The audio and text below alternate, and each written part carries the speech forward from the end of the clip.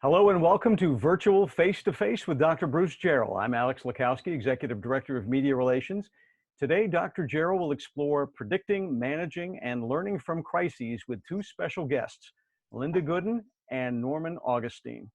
Ms. Gooden is chair of the University System of Maryland Board of Regents. She is retired Executive Vice President of Lockheed Martin Information Systems and Global Services, where she led the largest information technology provider to the federal government for more than a decade.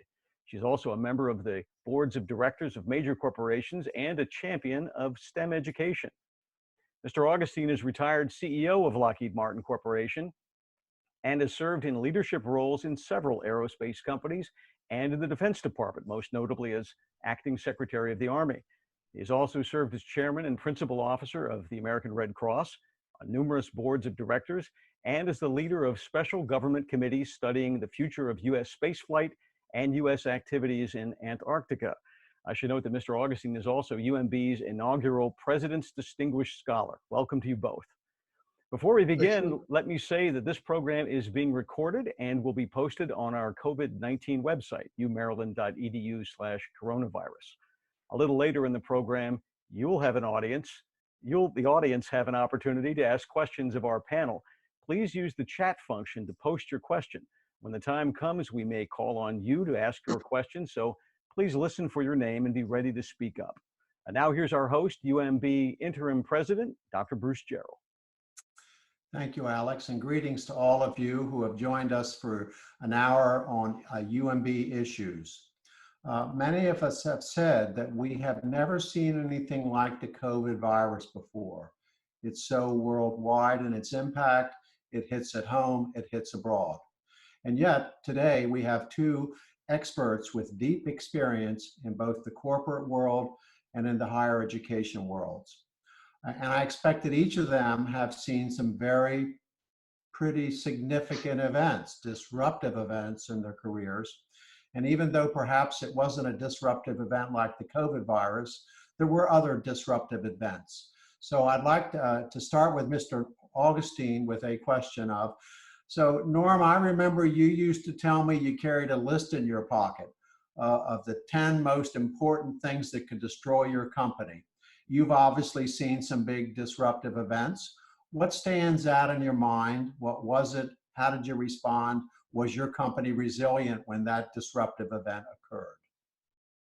Well, Bruce, you're right. I did carry such a list. And I need to say, though, to Linda that when Bruce wanted to have a topic of crises, he immediately thought of the two of us. I'm not sure that's a compliment. Expertise. In any event,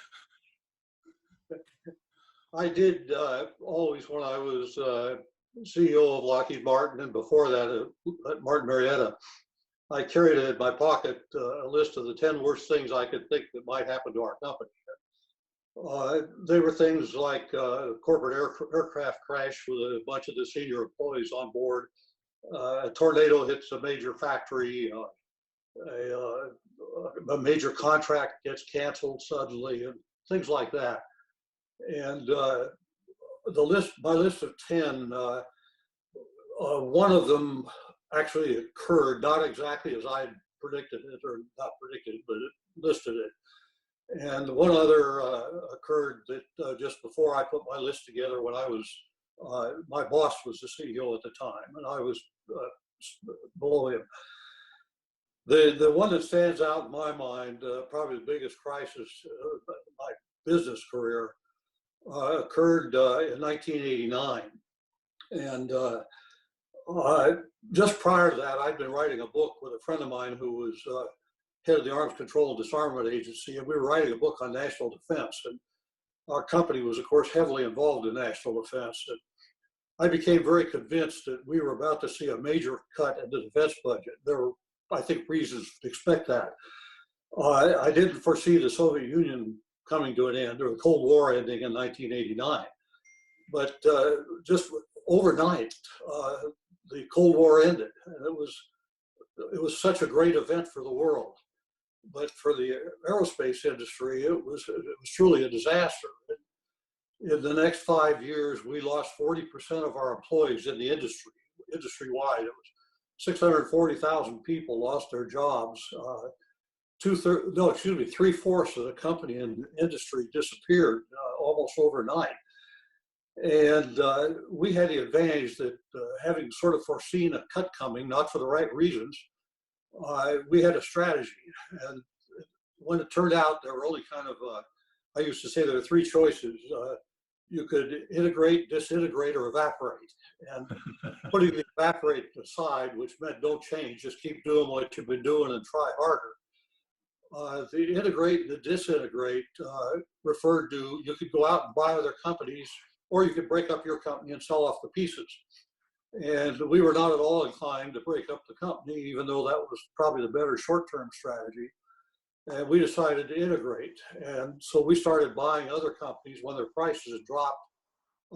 The average price had dropped by about 75%. And so we were able to build Lockheed Martin by buying other companies. We put together 17 companies during that period of time, created the largest defense company in the world, second largest aerospace company. And it was something that we never could have done in normal times. And the message I take away from that is that during a crisis, there is really opportunity if you can just find it. And somebody once said a crisis is a terrible thing to waste, and it truly is.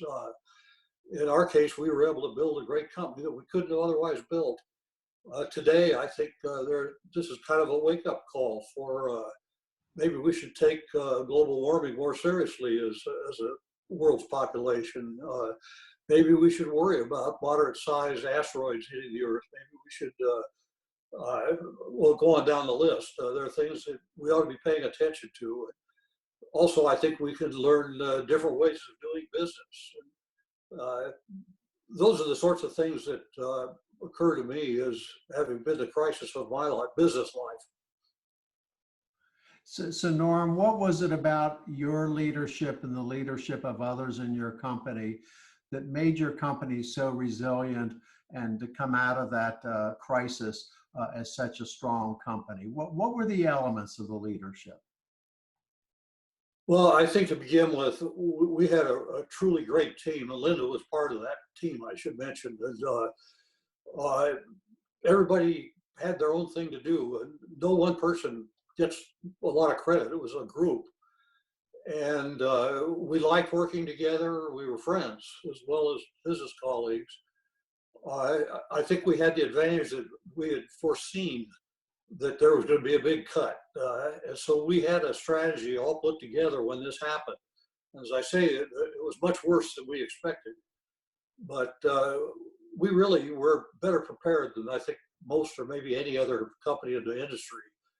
And we followed our strategy and it worked.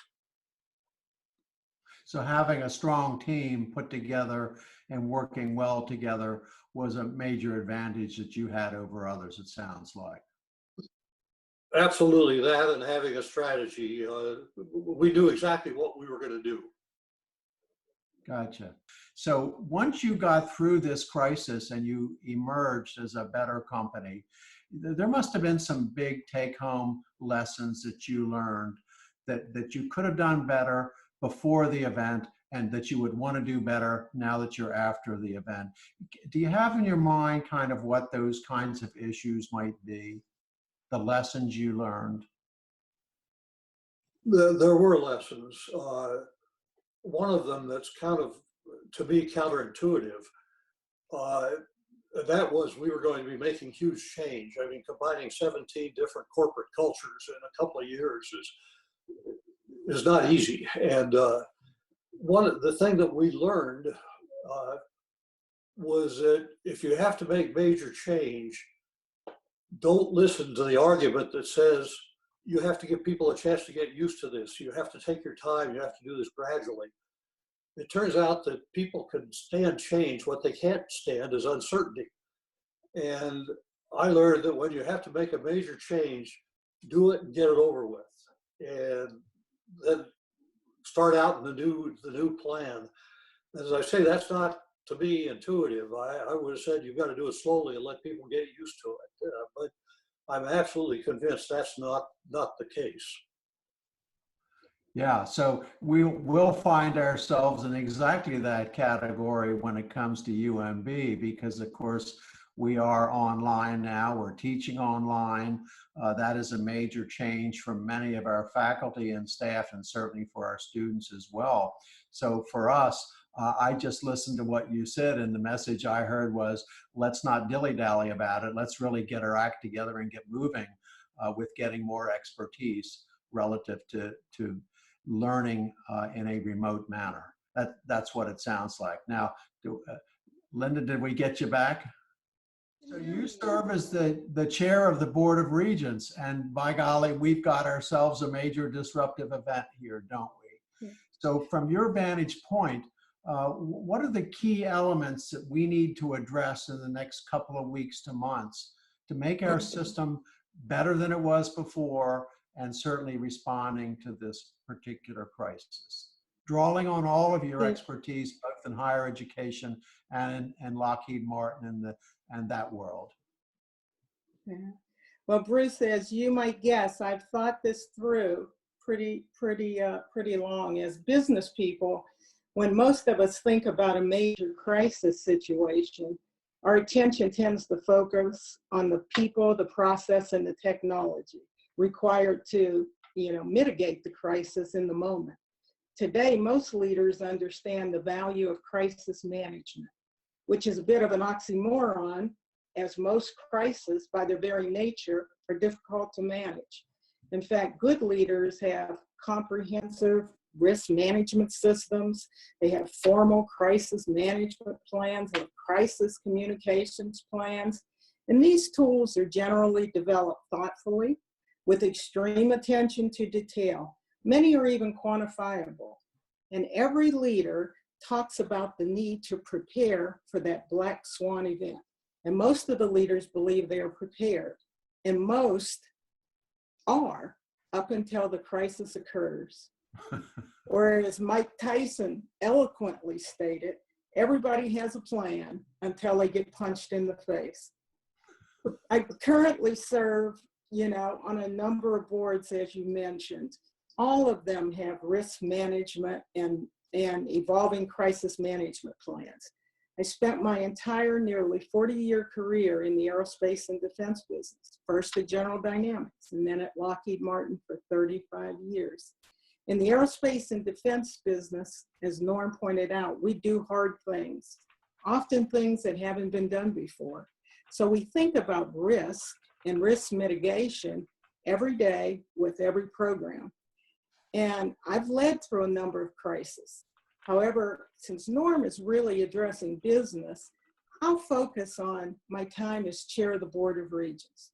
I became chair in the middle of a major crisis, and it seemed there has been a series of rolling crises since day one.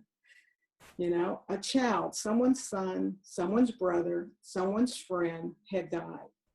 And becoming ill on campus, and it was not the board's shining hour. The president of the campus went on national news and took legal and moral responsibility. It appeared no one was in charge and everyone was in charge. The messaging was often conflicting. The environment was one of chaos, anger, and sorrow. The chair of the board resigned and I was elected to fill the position. My second day in office, I was in front of the Maryland legislature explaining what happened and why. And more importantly, how I could guarantee it wouldn't happen again. Needless to say, it was a tough week. At the same time, on the same campus, we had a massive mold problem, which was followed by an adenovirus outbreak. Another student died. Then Middle States issued a warning on the flagship school's accreditation for not adhering to the Middle States standards of governance and leadership. The crises were mounting, one crisis after another, all very public and all quite devastating for all of the stakeholders. The students, the staff, the faculty, the system, the state, the families, and the board. Leveraging the skills I learned during my career in aerospace, we were able to get back to basics, to step away from the crisis. and actually look at things a little bit differently. We were able to step away from the chaos and begin to identify the problems that led to the situation. Something Norm would call root cause analysis. How do we get to root cause and start to deal with the problem? We conducted independent reviews to ensure we were not seeing what we wanted to see. We developed plans in crisis management and communication. We recommitted to shared governance and transparency, and we took accountability for our actions. And we didn't work in a vacuum. We went out and listened to the stakeholders. We re-emphasized the things that matter: the safety and health of our students, delivering a quality and affordable education, ensuring our operations were transparent and that we are accountable for our decisions.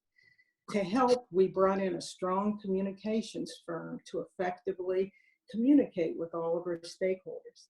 And just as we started to think we were making progress, another crisis, today's crisis, is a true black swan event, COVID-19, a worldwide pandemic. Over the years, I've come to believe that even with all of the rigorous planning, when the event actually occurs, even the best plans require one essential factor: leadership. And I've observed this action during the crisis.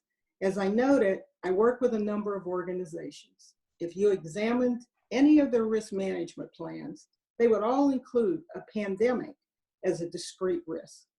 However, those plans would characterize the likely occurrence of that risk as very, very low. So even though all of the plans included a pandemic event, since the risk of occurrence was so low, it was never a focus area.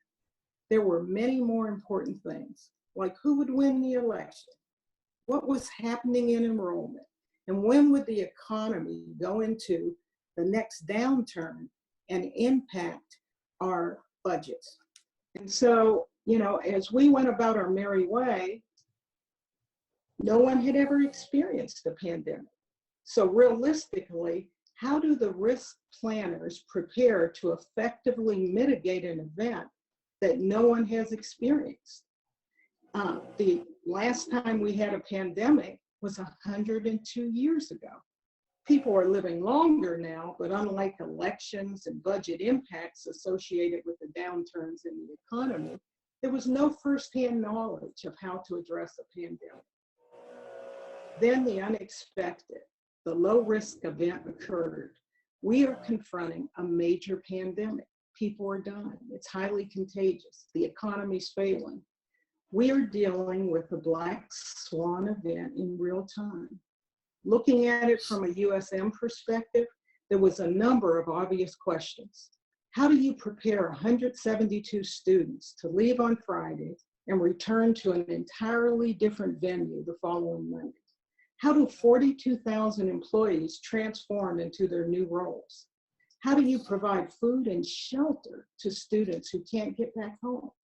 How do you prepare society for something they've never experienced? And how does the medical profession rise to an occasion that it is completely under-equipped for?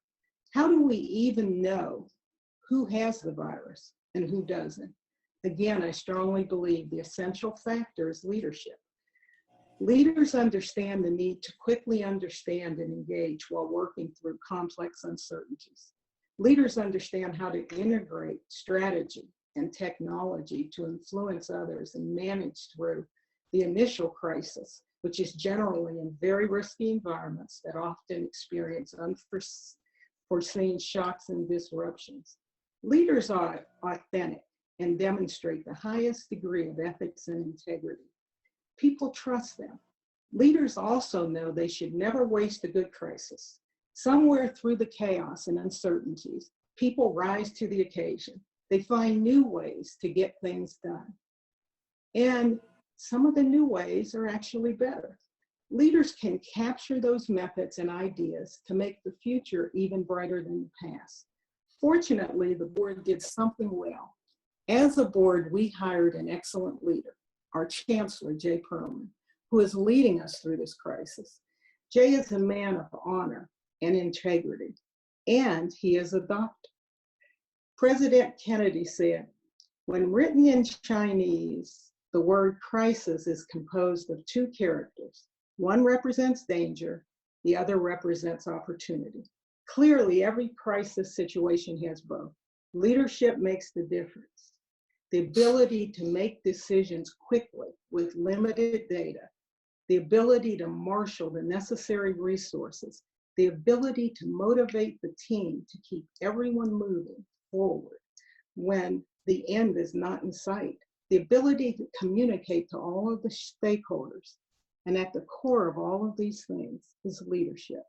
We are all living this Black Swan event. Only history will tell how well we've managed it. But so far, I think we're doing a pretty good job. Thank you for those comments. And a lot of those things hit true to heart in me in terms of watching how this is all unrolled.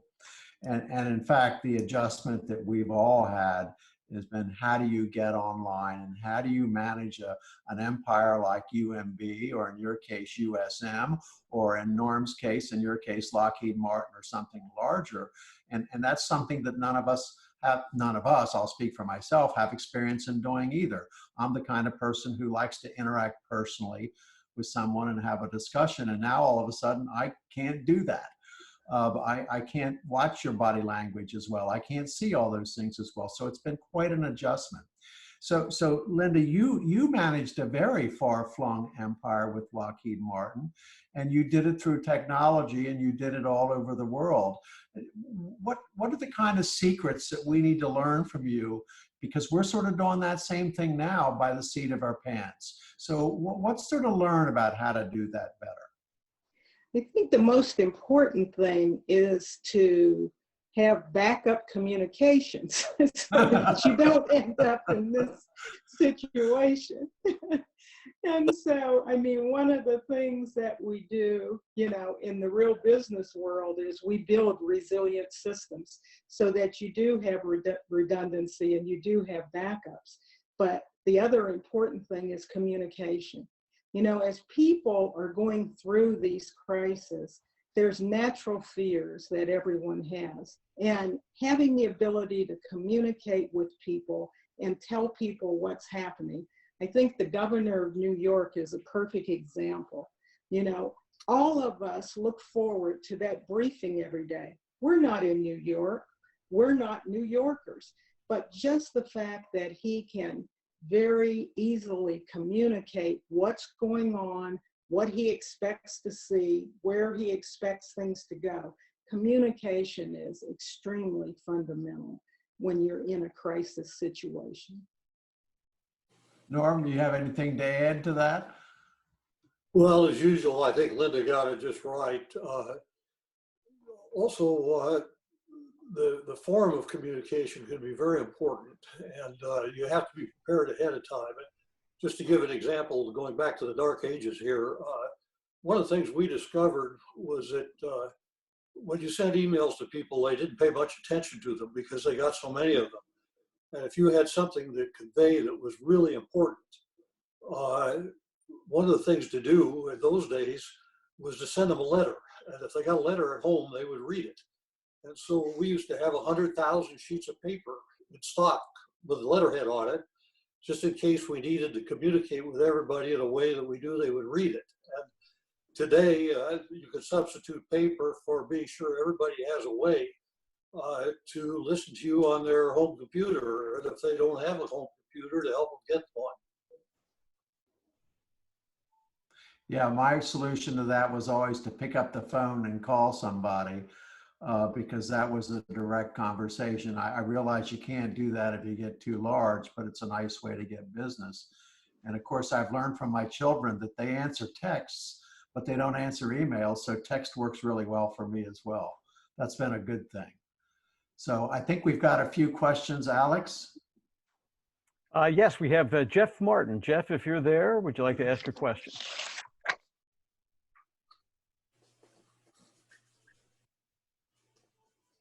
Jeff Martin. No Jeff Martin. All right. Well, Jeff wrote, he said, I've experienced several inefficient business processes in my short tenure at UMB. I believe these important processes should be addressed head on with adequate investment. Improving business processes would make UMB far more nimble as well as efficient and effective. Where would you put these business process development issues as a priority? Well, the system has a work group that's called E&E, Efficiency and Effectiveness. And one of the things that they're looking at is how do we improve the administrative systems across the system. Several of the universities are in the process of implementing SAP systems and other backroom systems to improve their processing. And what we are trying to do is get people to share that expertise across and therefore share the costs, making them more efficient in implementing new systems. And so some of our systems have been around since the 70s or 80s and certainly do need to be upgraded. And so now this work group is dedicated to that. And under Vice President Ellen Herbst for finance, all of the VPs of finance across the universities are looking at how do they upgrade these systems in the most effective manner possible. So it is a big focus area. So let me ask a sort of a follow-up to that, and let me get Norm, since Linda, you just answered that. So Norm, when you went through this transition with Lockheed Martin and you got everything put together, you obviously had to set priorities, and I'm sure you had technical priorities, you had all kinds of priorities. Where did business processes fit into that list of priorities? Well, it was fairly high, and the reason for that, Linda was a key part of making this work. When you put 17 different companies together, each of them has their own processes, and they have their own customs and their culture. And with regard to business processes, I was amazed. We put 17 companies together, and we found that we had 18 different payroll systems, which you can't operate a company with 18 payroll systems. And so that it's a high priority, and it's not easy because everybody is used to their system and thinks the new system should be their system. And it can't be everybody's system. It could be the best of everybody's system if you do it right. And so I think that business processes are an important part of this.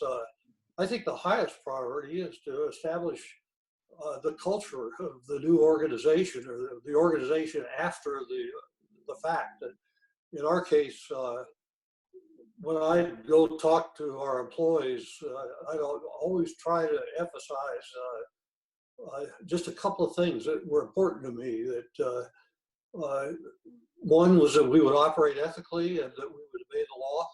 Number two, that we will provide our customers with quality products and services. And number three, we'll treat all people with respect. And interestingly, I said that on Wall Street once, and the first hand that went up said, well, you don't care about profit? And my answer was that if you do those three things, the profit seems to take care of itself, and it does. If you operate honorably, people like to work with you, you give them good products, yeah, you'll make a profit. Great. In fact, Bruce, the hardest job I had in my entire career was one that should have been pretty easy. I was a young project manager, and someone asked that I be responsible for implementing this corporate-wide personnel system. And I thought, I'd been working on engineering systems and a little embedded software, and, how hard can a personnel system be, right? You have people, you count them, you're done. Right. And we had, as Norm pointed out, 18 payrolls. We had 54 personnel systems. Now, how can you have 54 personnel systems? We didn't have that many businesses. And everyone owned their piece personally. And every single entity was special.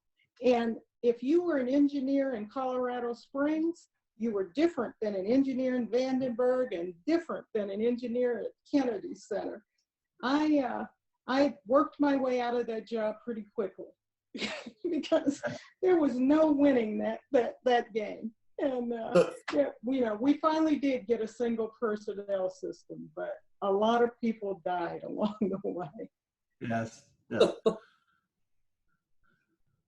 Okay, Alex, I believe we have another question. We do. We have Jose Bocio. Jose, if you're there, please ask your question. Hello, everyone. Can you hear me? Yes. Yes. Okay. During this time of pandemic, we truly have a substitution of education, which is right now is in place. We are going through online education that was changed from live education.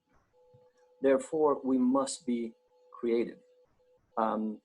Unfortunately, every action requires analysis of risk, as Mr. Gooden just said. In your opinion, how long will it take for effective actions be taken without fear of making the wrong decisions in every level of administration?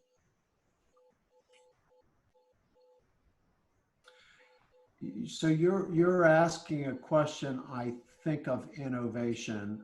Let me see if I can restate it. So we need to be innovative to respond to this crisis that's occurring. And you're asking a question about what's the risk to you as a faculty member or any of us?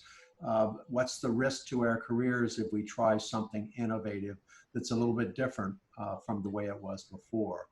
And I'll see if our two panelists have any comment to make on that first. Linda, you want to start? I can. The chancellor and I met with the faculty council recently, and I was impressed with the innovation demonstrated in the area of remote learning.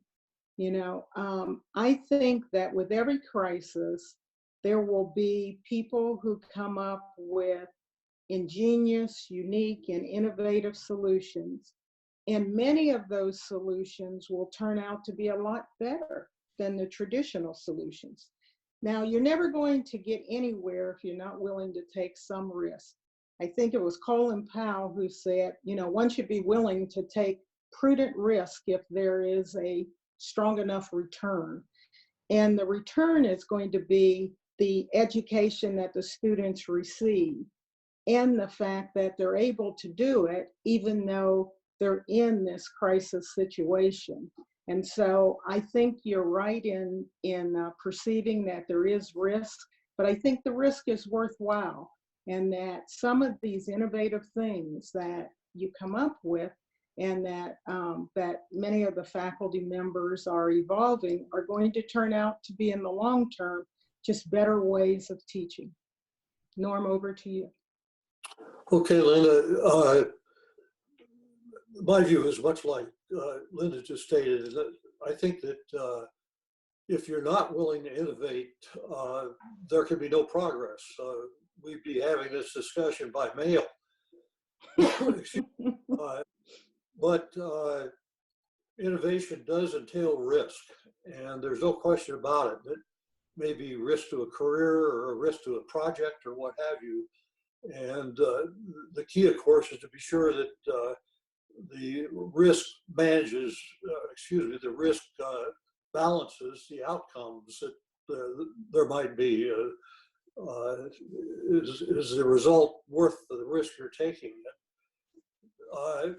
One of my favorite examples of this, of course, my life has been mostly in aerospace, and our company used to build that huge fuel tank that supported it was the structural backbone of the space shuttle stack. And I once calculated that if you put that space shuttle fuel tank on its side, it was so big the Wright brothers flight could have literally taken place inside of it. So it was big. Anyway, we built about 10 of these, and down at our plant in New Orleans.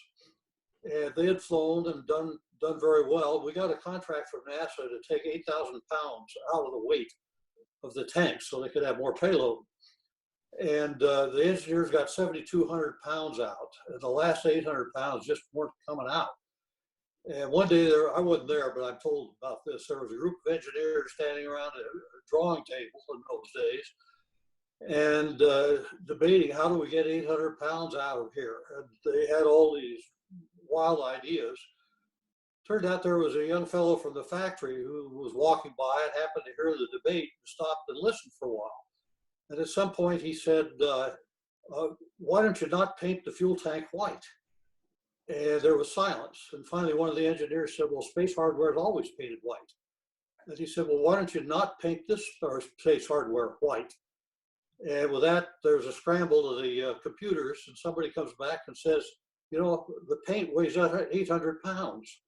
And if you've noticed, the first 10 space shuttle fuel tanks were white. And all of them since then were the orange color of the foam spray-on insulation that was under the white paint. And so here's an example of somebody doing something differently.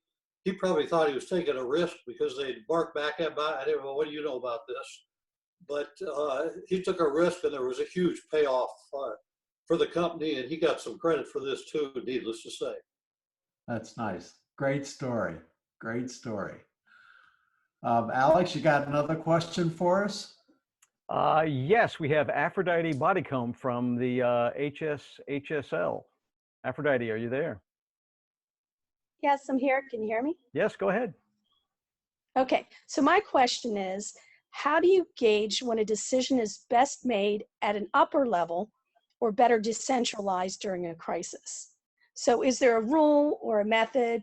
I mean, in the years that I've been managing and supervising, I've never heard of a framework, but is there some great framework that exists when people decide how high up, like from the system or the regent's level versus the president's level or the VPs? Is there a rule of thumb? Or I'll be happy to offer my rule, and then Linda can correct it. My rule of thumb is that every decision should be made at the lowest possible level where all the available information exists. okay. Relevant information. I totally agree, and I don't think there is a framework anywhere.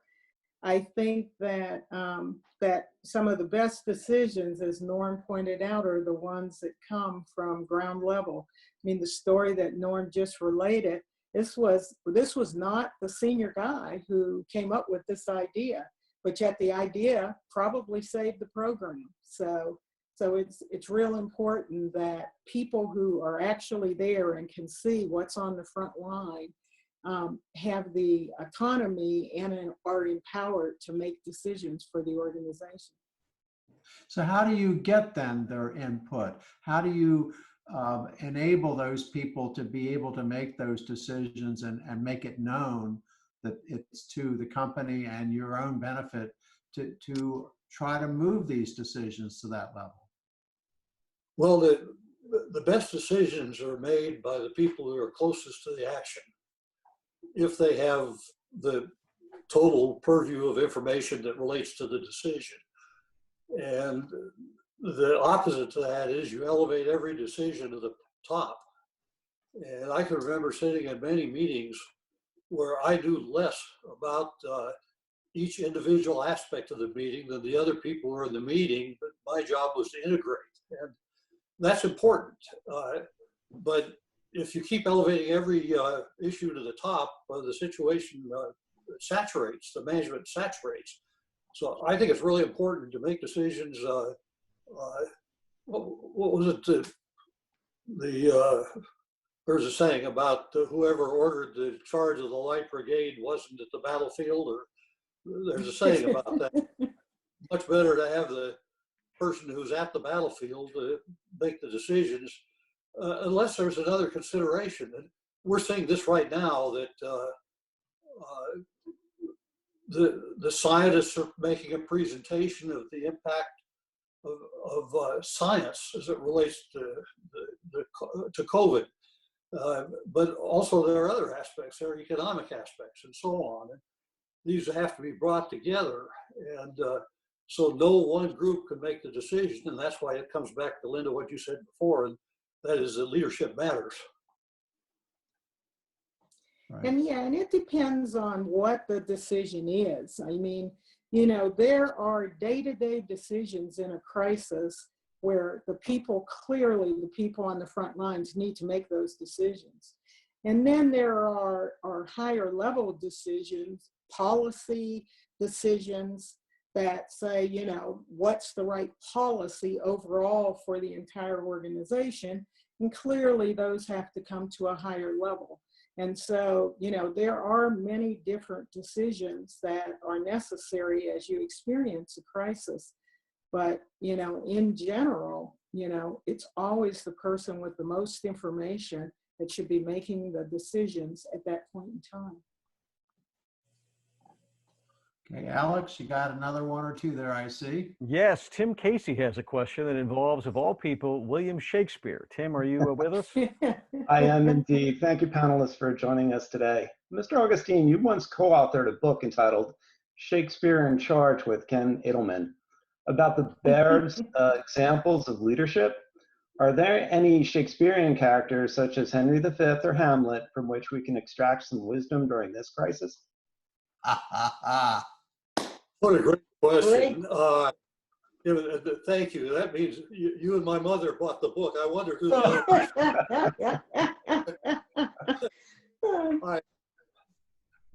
You know, Shakespeare understood people probably better than any writer in history, at least that's my view. And most of these things are about people one way or the other. People want to go to work now and people want to be safe, and you can't seem to do both 100%. And so how do you decide? And I think that there's so much wisdom in Shakespeare. And there was, just as an example, this is a little peripheral to your question, but there was a passage in Shakespeare. We had a piece of the company that wasn't doing well, and it had been a loser for some time. And the question was, should we sell it? And part of the argument was, well, no, it's going to get better. And the other argument, if we wait, we can get more for it. The other argument was, look, we've had enough. I was sitting there thinking of Shakespeare. There's a passage where a young woman, I think her name was Phoebe, if I remember right, and she had been offered a marriage, and it was kind of getting to be kind of late in those days. And she thought she could do better in her marriage, but on the other hand, here was a bird in the hand. She went to her friend and said, what should we do? What should I do? And her friend said, if I can remember right, let me whisper gently in your ear. You are not for all seasons. Sell while you can. And thinking of that, we decided to sell the company. And so there's an example where Shakespeare really has an impact. And I appreciate you asking the question. Thank you. Thank you. And I would say back to you, Tim, that the regents over time have stressed the importance of a general education to all of our graduates, including a civic responsibility in their education. And you can see how it comes out a few years later in wisdom. In wisdom. Alex, how about another one here? All right, let's bring Tricia O'Neill into the show. Tricia, you there? Yes, I am. Good afternoon. So if not knowing is often worse than the actual situation, which I agree with and was stated earlier, how does a leader decide when they have enough information to share? Is it wiser to have multiple briefings with little new information, or wait until there's substantial information and share with less frequency? Linda, your turn. Okay, well, generally speaking, it's better to have multiple sessions. You know, people imagine things generally that are much worse than what's actually going on. You know, Norm talked a bit about some of the early days when we were getting ready to merge with Lockheed. And, you know, there were all kinds of stories because in the aerospace industry, we didn't like each other very much. And so Lockheed was thought of as the enemy, and Norm and I are both Heritage Martin Marietta. And so there was a lot of weariness about this merger because, you know, these were the enemies and we were going to merge with the enemies, and now they were going to know our secrets, and, you know, lots of things going on.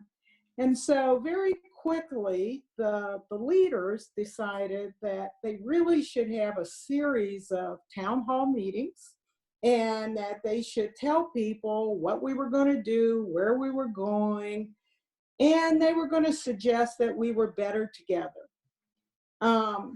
and explain why. And they even brought in outside help to help with that messaging. And people got to know each other in the social hours and, you know, for the dinners and, you know, around a beer or two. And pretty soon you had people that said, you know, I could work with you, I could work with you. But it was because we were communicating with one another, and we realized that we're people and that the leaders don't have all the answers yet, but the answers they have, they're sharing with us. Nobody has the answers to COVID-19. We're learning as we go. And as I said earlier, it's been 102 years since our last pandemic. And so we don't have a lot of people with institutional knowledge. And so unfortunately, we are going to learn as we go. And in the interim, we're going to try and communicate the things we know when we know them, so that everyone is kept roughly in the same place, so that there's no guessing. And often, like I said, the things we think about in our heads are often much worse than the reality. Linda really said it right. The only thing I would add is that I think you should communicate as often as you can when you have something new to say, and you should tell people in advance that I'm not going to bother you with the same news day after day, but as soon as I have something I can share, I will do it. And the other thing is to, terribly important, is to never say anything you're not positive of. Because if you say something that turns out to be wrong, then your credibility is gone for everything else you say. I think of an example, Linda, when we, we combined with General Dynamics, and the head of General Dynamics and myself were at the plant at Fort Worth, where it's a huge hangar. There were 5,000 people standing in this hangar, and we were on a little platform talking to them, taking questions. And the first question I got was, are you going to close this plant? And if you ever say no, you have to, your credibility is gone. But there are 5,000 people out there hoping you're going to say, we're not going to close it. And so you've got to be awfully careful to caveat. If you're sure you're not going to close it, then that's easy. But if there's a slightest bit of doubt, be cautious, under promise and overproduce. Right, we have another question from Elisa, but before she states it, I want to say that this is a topic that I know Norm is extremely interested in. So, Alex, can you get Elisa on? Yes, Elisa, you are on. Go ahead. Can you hear me? Yes. Okay, great. Thanks, everyone. This has really been enjoyable and interesting. Yeah, so the 7 core values that UMB has are really important. And I know there's a plan in place to integrate it to the campus culture. And my question is, what are your recommendations to ensure that all levels of leadership, so from a supervisor to a department chair to a VP and above, are acting as role models and setting a really good example for the rest of the UMB community. So our core values, Norm.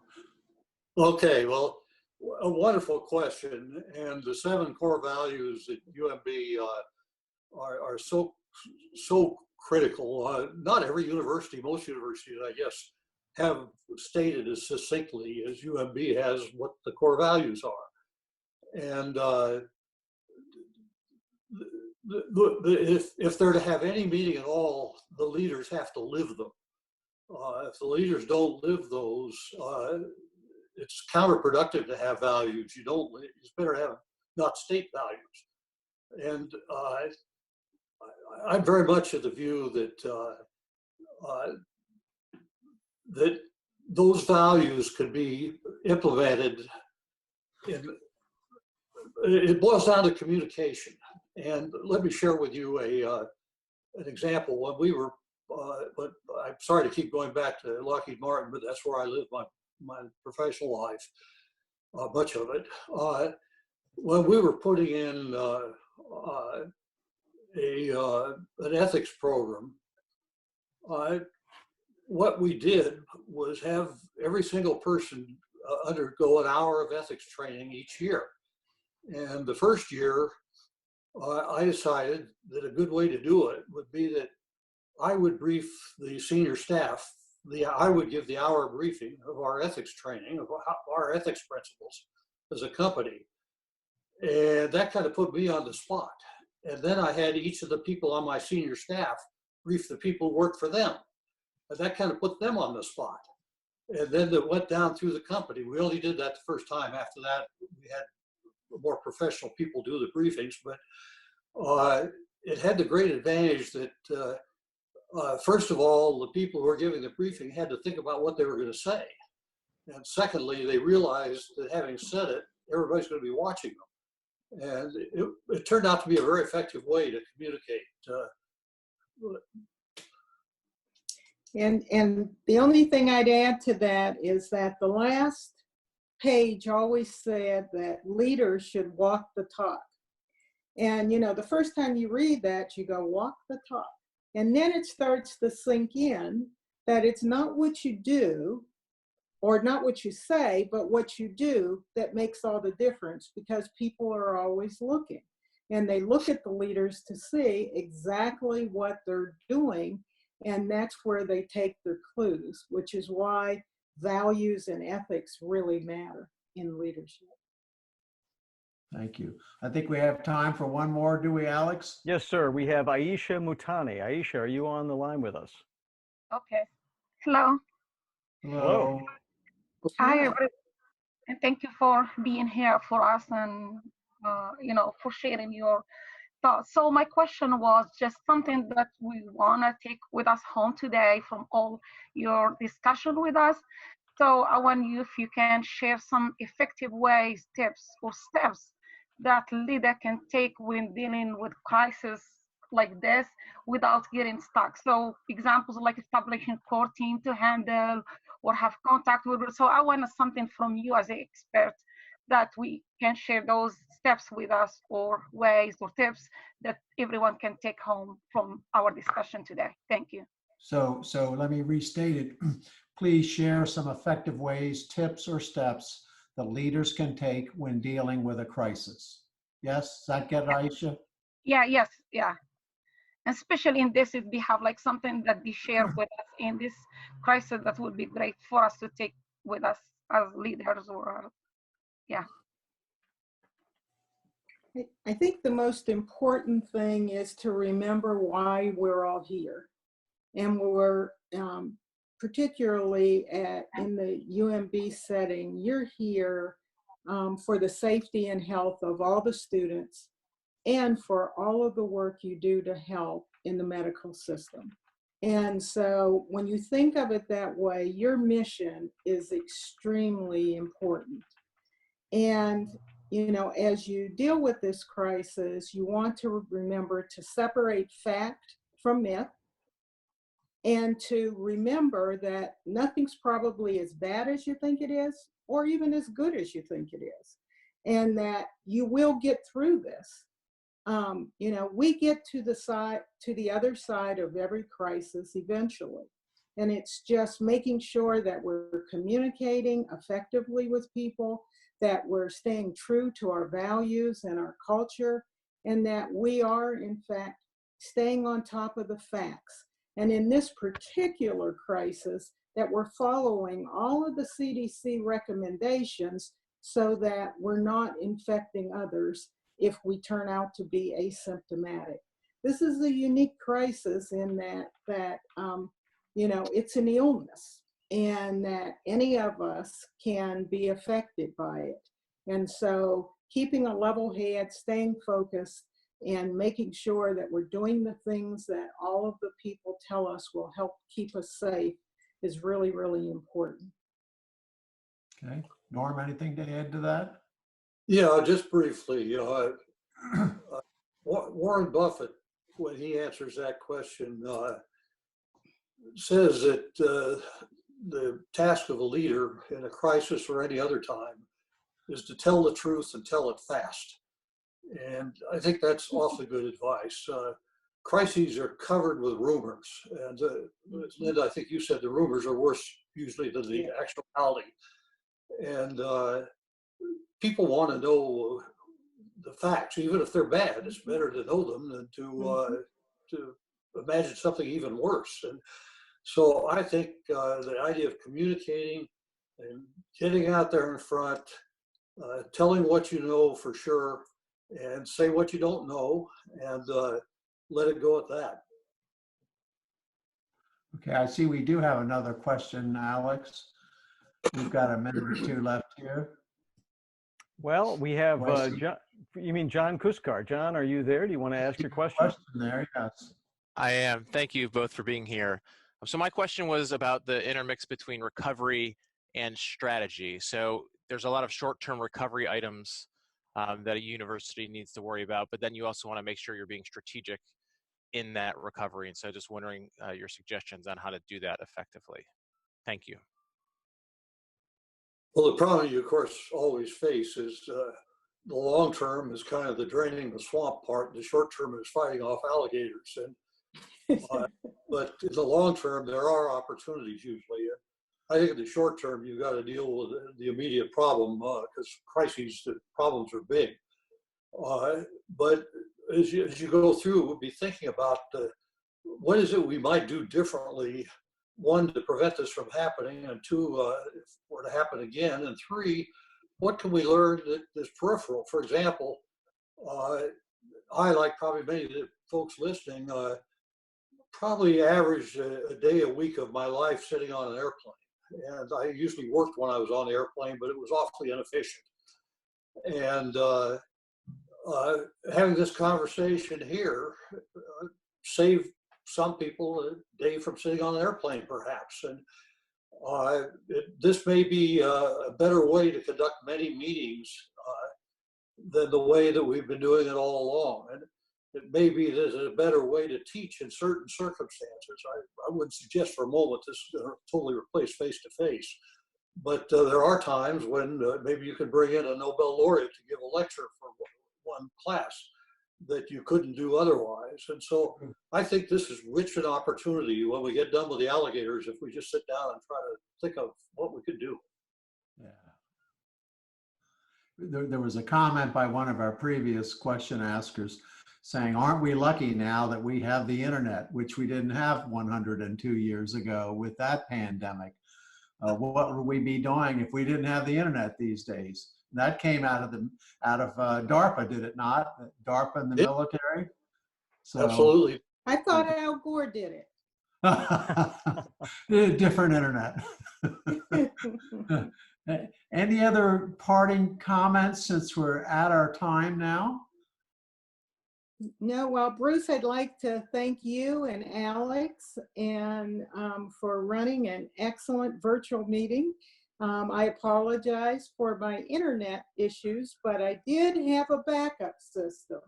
Yes, and you did. So I was able to rejoin, and I enjoyed very much talking with your team. Well, I want to thank you both for giving us your time. You were very generous.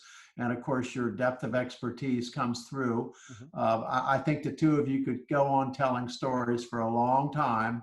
They'd all be interesting. They'd all have a point, and I wouldn't get bored. So maybe we'll have to do this again sometime.